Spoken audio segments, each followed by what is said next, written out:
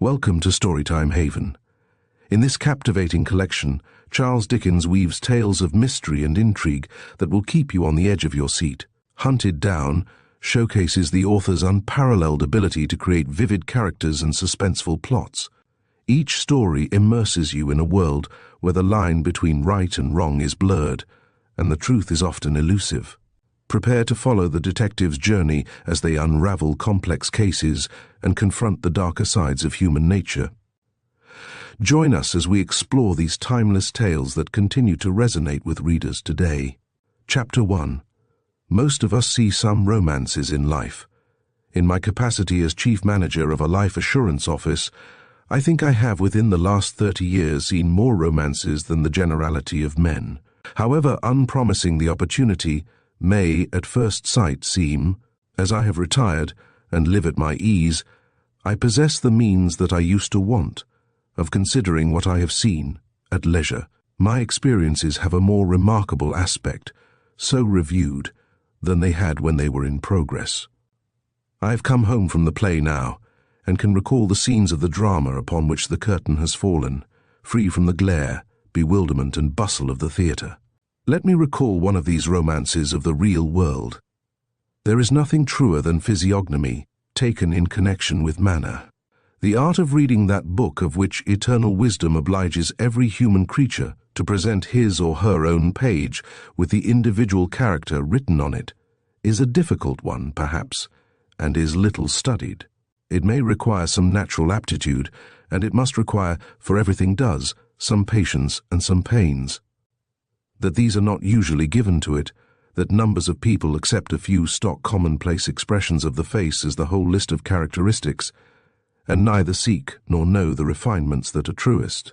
That you, for instance, give a great deal of time and attention to the reading of music, Greek, Latin, French, Italian, Hebrew, if you please, and do not qualify yourself to read the face of the master or mistress looking over your shoulder teaching it to you, I assume to be 500 times more probable than improbable. Perhaps a little self-sufficiency may be at the bottom of this. Facial expression requires no study from you, you think. It comes by nature to you to know enough about it, and you are not to be taken in. I confess for my part that I have been taken in over and over again. I have been taken in by acquaintances, and I have been taken in, of course, by friends, far oftener by friends than by any other class of persons. How came I to be so deceived? Had I quite misread their faces? No. Believe me, my first impression of those people, founded on face and manner alone, was invariably true. My mistake was in suffering them to come nearer to me and explain themselves away. Chapter 2. The partition which separated my own office from our general outer office in the city was of thick plate glass. I could see through it what passed in the outer office, without hearing a word. I had it put up in place of a wall that had been there for years, ever since the house was built. It is no matter whether I did or did not make the change in order that I might derive my first impression of strangers, who came to us on business, from their faces alone, without being influenced by anything they said. Enough to mention that I turned my glass partition to that account, and that a life assurance office is at all times exposed to be practiced upon by the most crafty and cruel of the human race. It was through my glass partition that I first saw the gentleman whose story I am going to tell. He had come in without my observing it, and had put his hat and umbrella on the broad counter, and was bending over it to take some papers from one of the clerks. He was about 40 or so, dark, exceedingly well dressed in black, being in mourning, and the hand he extended with a polite air had a particularly well-fitting black kid glove upon it. His hair, which was elaborately brushed and oiled, was parted straight up the middle, and he presented this parting to the clerk exactly to my thinking, as if he had said in so many words, "You must take me, if you please, my friend, just as I show myself. Come straight up here, follow the gravel path, keep off the grass. I allow no trespassing." I conceived a very great aversion to that man the moment I thus saw him. He had asked for some of our printed forms, and the clerk was giving them to him and explaining them. An obliged and agreeable smile was on his face, and his eyes met those of the clerk with a sprightly look. I have known a vast quantity of nonsense talked about bad men not looking you in the face. Don't trust that conventional idea. Dishonesty will stare honesty out of countenance any day in the week, if there is anything to be got by it. I saw in the corner of his eyelash that he became aware of my looking at him.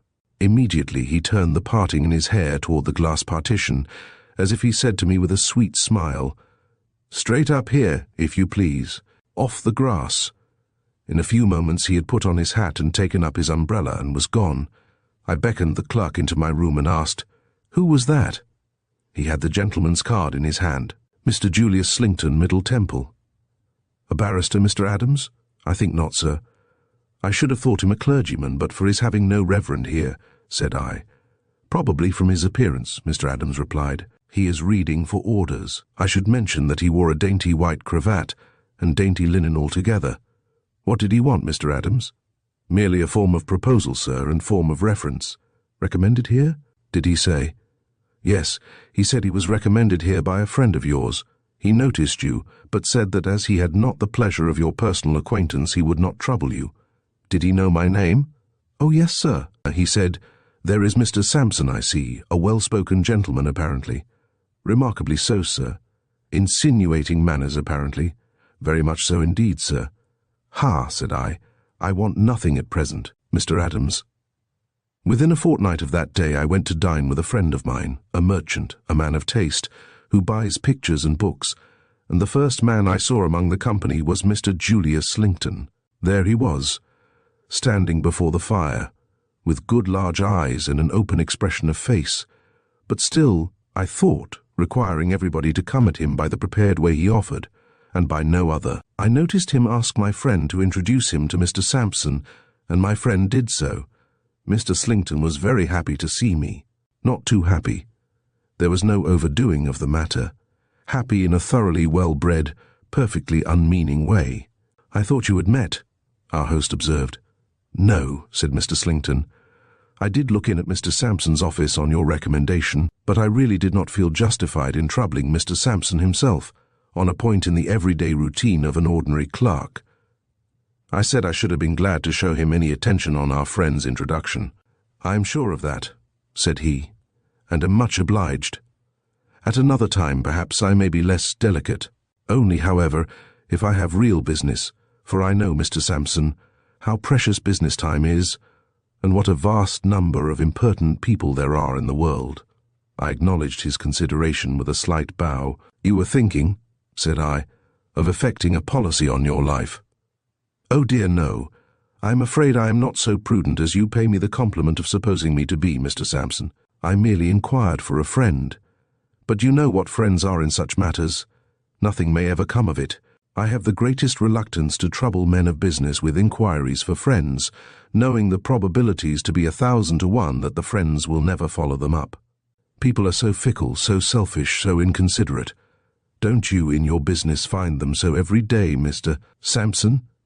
I was going to give a qualified answer, but he turned his smooth white parting on me with its "Straight up here, if you please," and I answered yes. "I hear, Mr. Sampson," he resumed presently, for our friend had a new cook, and dinner was not so punctual as usual, "that your profession has recently suffered a great loss." "In money?" said I. He laughed at my ready association of loss with money and replied, "No, in talent and vigor." Not at once following out his allusion, I considered for a moment. "Has it sustained a loss of that kind?" said I. "I was not aware of it." "Understand me, Mr. Sampson. I don't imagine that you have retired. It is not so bad as that. But Mr. Meltham—" "Oh, to be sure," said I. "Yes, Mr. Meltham, the young actuary of the inestimable." "Just so," he returned in a consoling way. "He is a great loss. He was at once the most profound, the most original, and the most energetic man I have ever known connected with life assurance." I spoke strongly, for I had a high esteem and admiration for Meltham, and my gentleman had indefinitely conveyed to me some suspicion that he wanted to sneer at him. He recalled me to my guard by presenting that trim pathway up his head, with its internal, "Not on the grass, if you please, the gravel." "You knew him, Mr. Slinkton?" "Only by reputation. To have known him as an acquaintance or as a friend is an honor I should have sought if he had remained in society, though I might never have had the good fortune to attain it, being a man of far inferior mark. He was scarcely above 30, I suppose. About 30. Ah, he sighed in his former consoling way. What creatures we are! To break up, Mr. Sampson, and become incapable of business at that time of life, any reason assigned for the melancholy fact? Humph, thought I as I looked at him, but I won't go up the track, and I will go on the grass. What reason have you heard assigned, Mr. Slinkton? I asked point blank. Most likely a false one. You know what rumour is, Mr. Sampson. I never repeat what I hear. It is the only way of paring the nails and shaving the head of rumour. But when you ask me what reason I have heard assigned for Mr. Meltham's passing away from among men, it is another thing. I am not gratifying idle gossip then. I was told, Mr. Sampson, that Mr. Meltham had relinquished all his avocations and all his prospects, because he was, in fact, broken-hearted.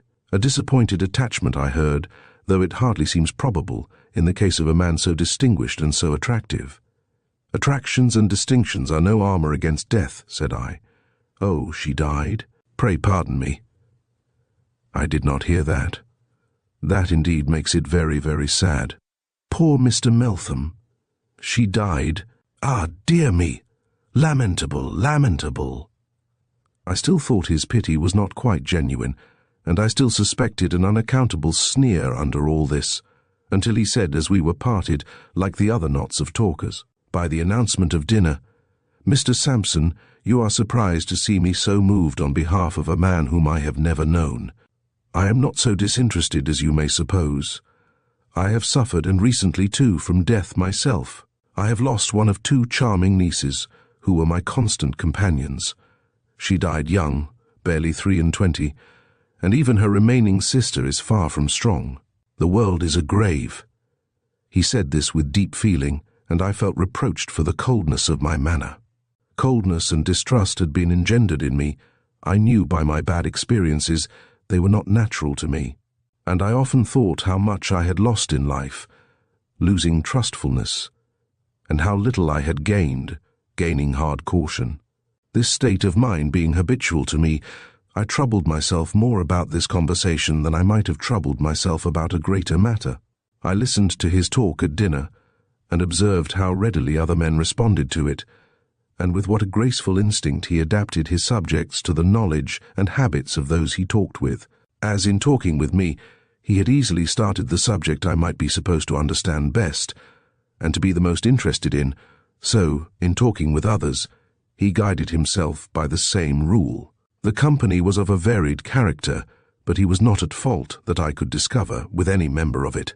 He knew just as much of each man's pursuit as made him agreeable to that man in reference to it, and just as little as made it natural in him to seek modestly for information when the theme was broached. As he talked and talked, but really not too much, for the rest of us seemed to force it upon him, I became quite angry with myself. I took his face to pieces in my mind, like a watch, and examined it in detail. I could not say much against any of his features separately. I could say even less against them when they were put together. Then is it not monstrous, I asked myself, that because a man happens to part his hair straight up the middle of his head, I should permit myself to suspect, and even to detest him? I may stop to remark that this was no proof of my sense. An observer of men who finds himself steadily repelled by some apparently trifling thing in a stranger is right to give it great weight. It may be the clue to the whole mystery. A hair or two will show where a lion is hidden. A very little key will open a very heavy door. I took my part in the conversation with him after a time, and we got on remarkably well. In the drawing-room I asked the host how long he had known Mr. Slinkton. He answered, not many months. He had met him at the house of a celebrated painter then present, who had known him well when he was travelling with his nieces in Italy for their health. His plans in life being broken by the death of one of them, he was reading with the intention of going back to college as a matter of form, taking his degree and going into orders. I could not but argue with myself that here was the true explanation of his interest in poor Meltham, and that I had been almost brutal in my distrust on that simple head. Chapter 3. On the very next day but one, I was sitting behind my glass partition, as before, when he came into the outer office, as before. The moment I saw him again without hearing him, I hated him worse than ever. It was only for a moment that I had this opportunity, for he waved his tight-fitting black glove the instant I looked at him and came straight in. "Mr. Sampson, good day. I presume, you see, upon your kind permission to intrude upon you. I don't keep my word in being justified by business, for my business here, if I may so abuse the word, is of the slightest nature." I asked, "Was it anything I could assist him in?" "I thank you, no. I merely called to inquire outside whether my dilatory friend had been so false to himself as to be practical and sensible. But of course he has done nothing. I gave him your papers with my own hand, and he was hot upon the intention. But of course he has done nothing. Apart from the general human disinclination to do anything that ought to be done, I dare say there is a specialty about assuring one's life. You find it like will-making. People are so superstitious and take it for granted they will die soon afterwards. Up here, if you please, straight up here, Mr. Sampson, neither to the right nor to the left." I almost fancied I could hear him breathe the words, as he sat smiling at me, with that intolerable parting exactly opposite the bridge of my nose. "There is such a feeling sometimes, no doubt," I replied, "but I don't think it obtains to any great extent." "Well," said he, with a shrug and a smile, "I wish some good angel would influence my friend in the right direction. I rashly promised his mother and sister in Norfolk to see it done, and he promised them that he would do it, but I suppose he never will." He spoke for a minute or two on indifferent topics, and went away. I had scarcely unlocked the drawers of my writing table next morning when he reappeared. I noticed that he came straight to the door in the glass partition, and did not pause a single moment outside. "Can you spare me 2 minutes, my dear Mr. Sampson?" "By all means." "Much obliged," laying his hat and umbrella on the table. "I came early, not to interrupt you. The fact is, I am taken by surprise in reference to this proposal my friend has made." "Has he made one?" said I. "Yes," he answered, deliberately looking at me, and then a bright idea seemed to strike him. "Or he only tells me he has. Perhaps that may be a new way of evading the matter. By Jupiter, I never thought of that." Mr. Adams was opening the morning's letters in the outer office. "What is the name, Mr. Slinkton?" I asked. "Beckwith." I looked out at the door and requested Mr. Adams, if there were a proposal in that name, to bring it in. He had already laid it out of his hand on the counter. It was easily selected from the rest, and he gave it me. "Alfred Beckwith. Proposal to effect a policy with us for £2,000. Dated yesterday." "From the Middle Temple, I see, Mr. Slinkton." "Yes. He lives on the same staircase with me. His door is opposite. I never thought he would make me his reference, though. It seems natural enough that he should." "Quite so, Mr. Sampson, but I never thought of it. Let me see." He took the printed paper from his pocket. "How am I to answer all these questions?" "According to the truth, of course," said I. "Oh, of course," he answered, looking up from the paper with a smile. "I meant they were so many. But you do right to be particular. It stands to reason that you must be particular. Will you allow me to use your pen and ink?" "Certainly." "And your desk?" "Certainly." He'd been hovering about between his hat and his umbrella for a place to write on. He now sat down in my chair, at my blotting paper and inkstand, with the long walk up his head in accurate perspective before me, as I stood with my back to the fire. Before answering each question, he ran over it aloud and discussed it. How long had he known Mr. Alfred Beckwith, that he had to calculate by years upon his fingers? What were his habits? No difficulty about them, temperate in the last degree, and took a little too much exercise, if anything. All the answers were satisfactory. When he had written them all, he looked them over, and finally signed them in a very pretty hand. He supposed he had now done with the business. I told him he was not likely to be troubled any farther. Should he leave the papers there? If he pleased. Much obliged. Good morning. I had had one other visitor before him, not at the office, but at my own house. That visitor had come to my bedside when it was not yet daylight, and had been seen by no one else but by my faithful confidential servant. A second reference paper, for we required always 2, was sent down into Norfolk and was duly received back by post. This, likewise, was satisfactorily answered in every respect. Our forms were all complied with, we accepted the proposal, and the premium for 1 year was paid. Chapter 4. For 6 or 7 months I saw no more of Mr. Slinkton. He called once at my house, but I was not at home, and he once asked me to dine with him in the Temple, but I was engaged. His friend's assurance was effected in March. Late in September, or early in October, I was down at Scarborough for a breath of sea air, where I met him on the beach. It was a hot evening. He came toward me with his hat in his hand, and there was the walk I had felt so strongly disinclined to take in perfect order again, exactly in front of the bridge of my nose. He was not alone, but had a young lady on his arm. She was dressed in mourning, and I looked at her with great interest. She had the appearance of being extremely delicate, and her face was remarkably pale and melancholy, but she was very pretty. He introduced her as his niece, Miss Nina. "Are you strolling, Mr. Sampson? Is it possible you can be idle?" It was possible, and I was strolling. "Shall we stroll together?" "With pleasure." The young lady walked between us, and we walked on the cool sea sand in the direction of Filey. "There have been wheels here," said Mr. Slinkton, "and now I look again, the wheels of a hand carriage. Margaret, my love, your shadow without doubt." "Miss Nina's shadow," I repeated, looking down at it on the sand. "Not that one," Mr. Slinkton returned, laughing. "Margaret, my dear, tell Mr. Sampson." "Indeed," said the young lady, turning to me, "there is nothing to tell, except that I constantly see the same invalid old gentleman at all times, wherever I go. I have mentioned it to my uncle, and he calls the gentleman my shadow." "Does he live in Scarborough?" I asked. "He is staying here." "Do you live in Scarborough?" "No, I'm staying here. My uncle has placed me with a family here for my health." "And your shadow?" said I, smiling. "My shadow," she answered, smiling too, "is like myself, not very robust, I fear, for I lose my shadow sometimes, as my shadow loses me at other times. We both seem liable to confinement to the house.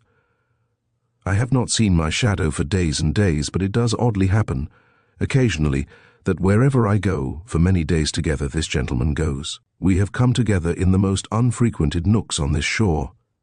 "Is this he?" said I, pointing before us. The wheels had swept down to the water's edge and described a great loop on the sand in turning. Bringing the loop back towards us, and spinning it out as it came, was a hand carriage drawn by a man. "Yes," said Miss Nina, "this really is my shadow, uncle." As the carriage approached us, and we approached the carriage, I saw within it an old man, whose head was sunk on his breast, and who was enveloped in a variety of wrappers. He was drawn by a very quiet but very keen-looking man with iron-grey hair, who was slightly lame. They had passed us, when the carriage stopped, and the old gentleman within, putting out his arm, called to me by my name. I went back, and was absent from Mr. Slinkton and his niece for about 5 minutes. When I rejoined them, Mr. Slinkton was the first to speak. Indeed, he said to me in a raised voice before I came up with him, "It is well you have not been longer, or my niece might have died of curiosity to know who her shadow is, Mr. Sampson." "An old East India director," said I, "an intimate friend of our friends, at whose house I first had the pleasure of meeting you, a certain Major Banks. You have heard of him?" "Never." "Very rich, Miss Nina, but very old and very crippled. An amiable man, sensible, much interested in you. He has just been expatiating on the affection that he has observed to exist between you and your uncle." Mr. Slinkton was holding his hat again, and he passed his hand up the straight walk, as if he himself went up it serenely after me. "Mr. Sampson," he said, tenderly pressing his niece's arm in his, "our affection was always a strong one, for we have had but few near ties. We have still fewer now. We have associations to bring us together that are not of this world, Margaret." "Dear uncle," murmured the young lady, and turned her face aside to hide her tears. "My niece and I have such remembrances and regrets in common, Mr. Sampson," he feelingly pursued, "that it would be strange indeed if the relations between us were cold or indifferent. If I remember a conversation we once had together, you will understand the reference I make." "Cheer up, dear Margaret. Don't droop, don't droop. My Margaret, I cannot bear to see you droop." The poor young lady was very much affected, but controlled herself. His feelings, too, were very acute. In a word, he found himself under such great need of a restorative that he presently went away to take a bath of sea water, leaving the young lady and me sitting by a point of rock, and probably presuming, but that you will say was a pardonable indulgence in a luxury, that she would praise him with all her heart. She did, poor thing. With all her confiding heart, she praised him to me, for his care of her dead sister, and for his untiring devotion in her last illness. The sister had wasted away very slowly, and wild and terrible fantasies had come over her toward the end, but he had never been impatient with her, or at a loss, had always been gentle, watchful, and self-possessed. The sister had known him, as she had known him, to be the best of men, the kindest of men, and yet a man of such admirable strength of character, as to be a very tower for the support of their weak natures while their poor lives endured. "I shall leave him, Mr. Sampson, very soon," said the young lady. "I know my life is drawing to an end, and when I am gone, I hope he will marry and be happy. I am sure he has lived single so long, only for my sake, and for my poor, poor sister's." The little hand carriage had made another great loop on the damp sand, and was coming back again, gradually spinning out a slim figure of 8, half a mile long. "Young lady," said I, looking around, laying my hand upon her arm, and speaking in a low voice, "time presses. You hear the gentle murmur of that sea. Picture, young lady," said I, laying my hand upon her arm, "time presses." She looked at me with the utmost wonder and alarm, saying, "Yes. And you know what a voice is in it when the storm comes? Yes. You see how quiet and peaceful it lies before us, and you know what an awful sight of power without pity it might be this very night. Yes. But if you had never heard or seen it, or heard of it in its cruelty, could you believe that it beats every inanimate thing in its way to pieces without mercy and destroys life without remorse? You terrify me, sir, by these questions. To save you, young lady, to save you, for God's sake, collect your strength and collect your firmness. If you were here alone, and hemmed in by the rising tide on the floe to 50 feet above your head, you could not be in greater danger than the danger you are now to be saved from." The figure on the sand was spun out and straggled off into a crooked little jerk that ended at the cliff very near us. "As I am, before heaven and the judge of all mankind, your friend, and your dead sister's friend, I solemnly entreat you, Miss Nina, without one moment's loss of time, to come to this gentleman with me." If the little carriage had been less near to us, I doubt if I could have got her away, but it was so near that we were there before she had recovered the hurry of being urged from the rock. I did not remain there with her 2 minutes. Certainly within 5 I had the inexpressible satisfaction of seeing her, from the point we had sat on, and to which I had returned, half supported and half carried up some rude steps notched in the cliff, by the figure of an active man. With that figure beside her, I knew she was safe anywhere. I sat alone on the rock, awaiting Mr. Slinkton's return.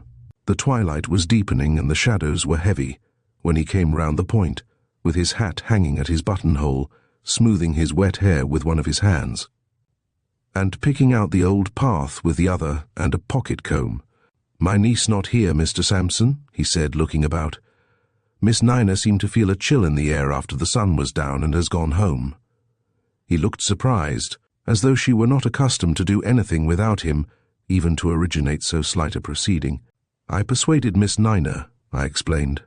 "Ah," said he, "she is easily persuaded for her good. Thank you, Mr. Sampson, she is better within doors. The bathing place was farther than I thought, to say the truth." "Miss Nina is very delicate," I observed. He shook his head and drew a deep sigh. "Very, very, very. You may recollect my saying so. The time that has since intervened has not strengthened her. The gloomy shadow that fell upon her sister so early in life seems, in my anxious eyes, to gather over her, ever darker, ever darker. Dear Margaret, but we must hope." The hand carriage was spinning away before us at a most indecorous pace for an invalid vehicle, and was making most irregular curves upon the sand. Mr. Slinkton, noticing it after he had put his handkerchief to his eyes, said, "If I may judge from appearances, your friend will be upset, Mr. Sampson." "It looks probable, certainly," said I. "The servant must be drunk." "The servants of old gentlemen will get drunk sometimes," said I. "The Major draws very light, Mr. Sampson." "The Major does draw light," said I. By this time the carriage, much to my relief, was lost in the darkness. We walked on for a little, side by side over the sand, in silence. After a short while he said, in a voice still affected by the emotion that his niece's state of health had awakened in him, "Do you stay here long, Mr. Sampson?" "Why, no, I'm going away tonight." "So soon? But business always holds you in request. Men like Mr. Sampson are too important to others to be spared to their own need of relaxation and enjoyment." "I don't know about that," said I. "However, I am going back." "To London?" "To London." "I shall be there too, soon after you." I knew that as well as he did, but I did not tell him so, any more than I told him what defensive weapon my right hand rested on in my pocket as I walked by his side, any more than I told him why I did not walk on the seaside of him with the night closing in. We left the beach, and our ways diverged. We exchanged good night, and had parted indeed, when he said, returning, "Mr. Sampson, may I ask?" Poor Meltham, whom we spoke of, dead yet. Not when I last heard of him, but too broken a man to live long, and hopelessly lost to his old calling. "Dear, dear, dear," said he with great feeling. "Sad, sad, sad. The world is a grave." And so went his way. It was not his fault if the world were not a grave. But I did not call that observation after him, any more than I had mentioned those other things just now enumerated. He went his way, and I went mine with all expedition. This happened, as I have said, either at the end of September or beginning of October. The next time I saw him, and the last time, was late in November. Chapter 5. I had a very particular engagement to breakfast in the Temple. It was a bitter north-easterly morning, and the sleet and slush lay inches deep in the streets. I could get no conveyance and was soon wet to the knees. But I should have been true to that appointment, though I had to wade to it up to my neck in the same impediments. The appointment took me to some chambers in the Temple. They were at the top of a lonely corner house overlooking the river. The name, Mr. Alfred Beckwith, was painted on the outer door. On the door opposite, on the same landing, the name Mr. Julius Slinkton. The doors of both sets of chambers stood open, so that anything said aloud in one set could be heard in the other. I had never been in those chambers before. They were dismal, close, unwholesome, and oppressive. The furniture, originally good and not yet old, was faded and dirty. The rooms were in great disorder. There was a strong prevailing smell of opium, brandy, and tobacco.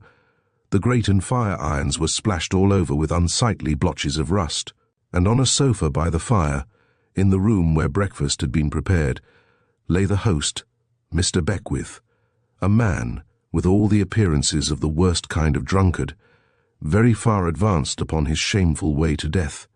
"Slinkton is not come yet," said this creature, staggering up when I went in. "I'll call him. Halloa! Julius Caesar! Come and drink!" As he hoarsely roared this out, he beat the poker and tongs together in a mad way, as if that were his usual manner of summoning his associate. The voice of Mr. Slinkton was heard through the clatter from the opposite side of the staircase, and he came in. He had not expected the pleasure of meeting me. I have seen several artful men brought to a stand, but I never saw a man so aghast as he was when his eyes rested on mine. "Julius Caesar," cried Beckwith, staggering between us. "Mist Sampson, Julius Caesar. Julius, Mist Sampson, is the friend of my soul. Julius keeps me plied with liquor, morning, noon, and night. Julius is a real benefactor. Julius threw the tea and coffee out of window when I used to have any. Julius empties all the water jugs of their contents and fills them with spirits. Julius winds me up and keeps me going. Boil the brandy, Julius." There was a rusty and furred saucepan in the ashes. The ashes looked like the accumulation of weeks, and Beckwith, rolling and staggering between us as if he were going to plunge headlong into the fire, got the saucepan out and tried to force it into Slinkton's hand. "Boil the brandy, Julius Caesar. Come, do your usual office. Boil the brandy." He became so fierce in his gesticulations with the saucepan that I expected to see him lay open Slinkton's head with it. I therefore put out my hand to check him. He reeled back to the sofa and sat there panting, shaking, and red-eyed, in his rags of dressing-gown, looking at us both. I noticed then that there was nothing to drink on the table but brandy, and nothing to eat but salted herrings, and a hot, sickly, highly peppered stew. "At all events, Mr. Sampson," said Slinkton, offering me the smooth gravel path for the last time, "I thank you for interfering between me and this unfortunate man's violence. However you came here, Mr. Sampson, or with whatever motive you came here, at least I thank you for that." "Boil the brandy," muttered Beckwith. Without gratifying his desire to know how I came there, I said quietly, "How is your niece, Mr. Slinkton?" He looked hard at me, and I looked hard at him. "I am sorry to say, Mr. Sampson, that my niece has proved treacherous and ungrateful to her best friend. She left me without a word of notice or explanation. She was misled, no doubt, by some designing rascal. Perhaps you may have heard of it." "I did hear that she was misled by a designing rascal. In fact, I have proof of it." "Are you sure of that?" said he. "Quite." "Boil the brandy," muttered Beckwith. "Company to breakfast, Julius Caesar. Do your usual office, provide the usual breakfast, dinner, tea, and supper. Boil the brandy." The eyes of Slinkton looked from him to me, and he said, after a moment's consideration, "Mr. Sampson, you are a man of the world, and so am I. I will be plain with you." "Oh, no, you won't," said I, shaking my head. "I tell you, sir, I will be plain with you." "And I tell you, you will not," said I. "I know all about you. You plain with anyone? Nonsense, nonsense." "I plainly tell you, Mr. Sampson," he went on, with a manner almost composed, "that I understand your object. You want to save your funds and escape from your liabilities. These are old tricks of trade with you office gentlemen. But you will not do it, sir. You will not succeed. You have not an easy adversary to play against. When you play against me, we shall have to inquire in due time when and how Mr. Beckwith fell into his present habits. With that remark, sir, I put this poor creature and his incoherent wanderings of speech aside, and wish you a good morning and a better case next time." While he was saying this, Beckwith had filled a half-pint glass with brandy. At this moment he threw the brandy at his face and threw the glass after it. Slinkton put his hands up, half-blinded with the spirit, and cut with the glass across the forehead. At the sound of the breakage, a fourth person came into the room, closed the door, and stood at it. He was a very quiet but very keen-looking man, with iron-grey hair and slightly lame. Slinkton pulled out his handkerchief, assuaged the pain in his smarting eyes, and dabbled the blood on his forehead. He was a long time about it, and I saw that in the doing of it, a tremendous change came over him, occasioned by the change in Beckwith, who ceased to pant and tremble, sat upright, and never took his eyes off him. I never in my life saw a face in which abhorrence and determination were so forcibly painted as in Beckwith's then. "Look at me, you villain," said Beckwith, "and see me as I really am. I took these rooms to make them a trap for you. I came into them as a drunkard, to bait the trap for you. You fell into the trap, and you will never leave it alive. On the morning when you last went to Mr. Sampson's office, I had seen him first. Your plot has been known to both of us all along, and you have been counterplotted all along. What? Having been cajoled into putting that prize of £2,000 in your power, I was to be done to death with brandy, and brandy not proving quick enough, with something quicker. Have I never seen you, when you thought my senses gone, pouring from your little bottle into my glass? Why, you murderer and forger, alone here with you in the dead of night, as I have so often been, I have had my hand upon the trigger of a pistol 20 times, to blow your brains out." This sudden starting up of the thing that he had supposed to be his imbecile victim into a determined man, with a settled resolution to hunt him down and be the death of him, mercilessly expressed from head to foot, was, in the first shock, too much for him. Without any figure of speech, he staggered under it. But there is no greater mistake than to suppose that a man who is a calculating criminal is, in any phase of his guilt, otherwise than true to himself, and perfectly consistent with his whole character. Such a man commits murder, and murder is the natural culmination of his course. Such a man has to outface murder, and will do it with hardihood and effrontery.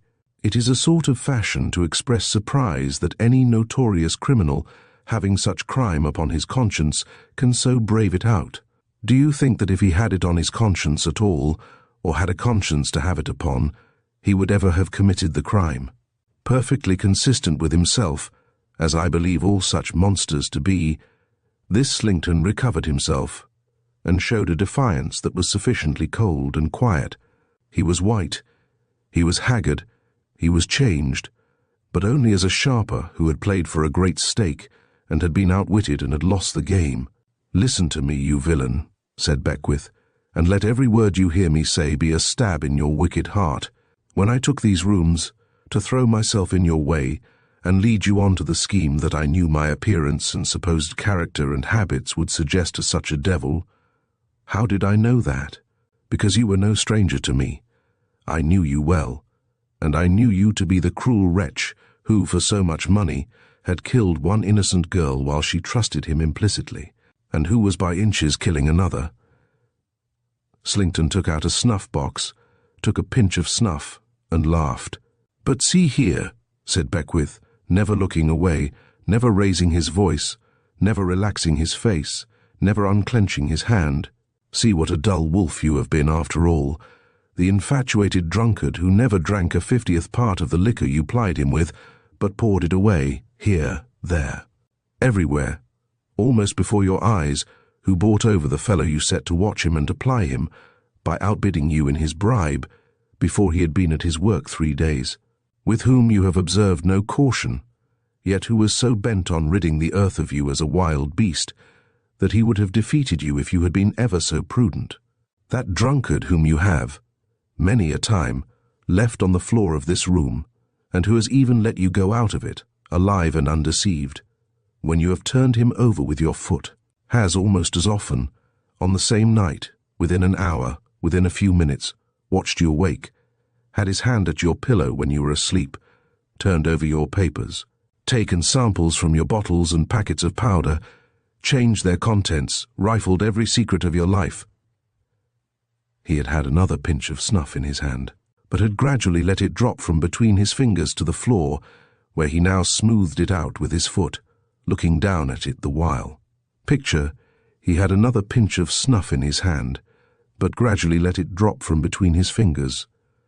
"That drunkard," said Beckwith, "who had free access to your rooms at all times, that he might drink the strong drinks that you left in his way and be the sooner ended, holding no more terms with you than he would hold with a tiger, has had his master key for all your locks, his test for all your poisons, his clue to your cipher writing. He can tell you, as well as you can tell him, how long it took to complete that deed, what doses there were, what intervals, what signs of gradual decay upon mind and body, what distempered fancies were produced, what observable changes, what physical pain. He can tell you, as well as you can tell him, that all this was recorded day by day, as a lesson of experience for future service. He can tell you, better than you can tell him, where that journal is at this moment." Slinkton stopped the action of his foot, and looked at Beckwith. "No," said the latter, as if answering a question from him. "Not in the drawer of the writing desk that opens with a spring. It is not there, and it never will be there again." "Then you are a thief," said Slinkton, without any change whatever in the inflexible purpose, which it was quite terrific even to me to contemplate, and from the power of which I had always felt convinced it was impossible for this wretch to escape. Beckwith returned, "And I am your niece's shadow too." With an imprecation, Slinkton put his hand to his head, tore out some hair and flung it to the ground. It was the end of the smooth walk. He destroyed it in the action, and it will soon be seen that his use for it was past. Beckwith went on, "Whenever you left here, I left here. Although I understood that you found it necessary to pause in the completion of that purpose, to avert suspicion, still I watched you close, with the poor confiding girl. When I had the diary and could read it word by word, it was only about the night before your last visit to Scarborough. You remember the night? You slept with a small flat vial tied to your wrist. I sent to Mr. Sampson, who was kept out of view. This is Mr. Sampson's trusty servant standing by the door. We 3 saved your niece among us." Slinkton looked at us all, took an uncertain step or two from the place where he had stood, returned to it, and glanced about him in a very curious way, as one of the meaner reptiles might, looking for a hole to hide in. I noticed at the same time that a singular change took place in the figure of the man, as if it collapsed within his clothes, and they consequently became ill-shapen and ill-fitting. "You shall know," said Beckwith, "for I hope the knowledge will be bitter and terrible to you, why you have been pursued by one man, and why, when the whole interest that Mr. Sampson represents would have expended any money in hunting you down, you have been tracked to death at a single individual's charge. I hear you have had the name of Meltham on your lips sometimes." I saw, in addition to those other changes, a sudden stoppage come upon his breathing. "When you sent the sweet girl whom you murdered, you know with what artfully made-out surroundings and probabilities you sent her to Meltham's office. Before taking her abroad to originate the transaction that doomed her to the grave, it fell to Meltham's lot to see her and to speak with her. It did not fall to his lot to save her, though I know he would freely give his own life to have done it. He admired her. I would say he loved her deeply, if I thought it possible that you could understand the word. When she was sacrificed, he was thoroughly assured of your guilt. Having lost her, he had but one object left in life, and that was to avenge her and destroy you." I saw the villain's nostrils rise and fall convulsively, but I saw no moving at his mouth. "That man, Meltham," Beckwith steadily pursued, "was as absolutely certain that you could never elude him in this world if he devoted himself to your destruction with his utmost fidelity and earnestness, and if he divided the sacred duty with no other duty in life, as he was certain that in achieving it he would be a poor instrument in the hands of Providence, and would do well before heaven in striking you out from among living men. I am that man, and I thank God that I have done my work. If Slinkton had been running for his life from swift-footed savages a dozen miles, he could not have shown more emphatic signs of being oppressed at heart and laboring for breath than he showed now, when he looked at the pursuer who had so relentlessly hunted him down. You never saw me under my right name before. You see me under my right name now. You shall see me once again in the body, when you are tried for your life.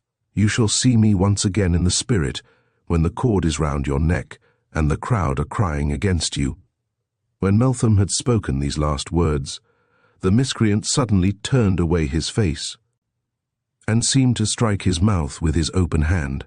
At the same instant, the room was filled with a new and powerful odour, and almost at the same instant, he broke into a crooked run, leap, start, I have no name for the spasm, and fell, with a dull weight that shook the heavy old doors and windows in their frames.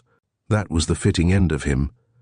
When we saw that he was dead, we drew away from the room, and Meltham, giving me his hand, said with a weary air, "I have no more work on earth, my friend, but I shall see her again elsewhere." It was in vain that I tried to rally him. He might have saved her, he said. He had not saved her, and he reproached himself. He had lost her, and he was broken-hearted. "The purpose that sustained me is over, Sampson, and there is nothing now to hold me to life. I am not fit for life. I am weak and spiritless. I have no hope and no object. My day is done." In truth, I could hardly have believed that the broken man who then spoke to me was the man who had so strongly and so differently impressed me when his purpose was before him. I used such entreaties with him as I could, but he still said, and always said, in a patient, undemonstrative way, nothing could avail him. He was broken-hearted. He died early in the next spring. He was buried by the side of the poor young lady for whom he had cherished those tender and unhappy regrets, and he left all he had to her sister. She lived to be a happy wife and mother. She married my sister's son, who succeeded poor Meltham. She is living now, and her children ride about the garden on my walking stick when I go to see her. Thank you for joining us for Hunted Down, the detective stories of Charles Dickens. We hope you enjoyed the intriguing mysteries and rich narratives that Dickens masterfully crafted. His stories remind us of the timeless struggles between justice and deception, captivating our imaginations with every turn of the page. If you found these tales as thrilling as we do, please subscribe to Storytime Haven for more literary adventures. Until next time, keep the spirit of discovery alive as you delve into the enchanting world of classic literature.